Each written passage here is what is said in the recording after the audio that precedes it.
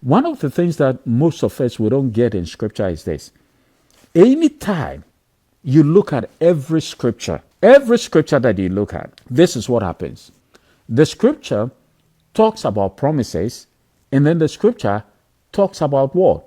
It talks about conditions. Either it will talk about the condition first before talking about the promise, or it will talk about conditions first or promises. Okay? So depending on the way the scripture starts, every scripture that you look at, either sometimes one verse will talk about the promise, and then the other verse immediately after it or before it will talk about what?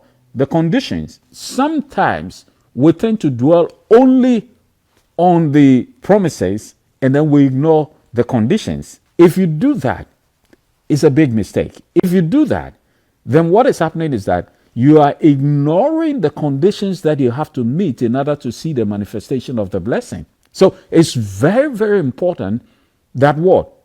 That you look at the conditions, you look at the promises, so that if you are claiming the promises and standing on the promises to pray, to see the manifestation of faith, what you've got to do is that you've got to believe also in the conditions and work towards the conditions for the manifestation of the promise.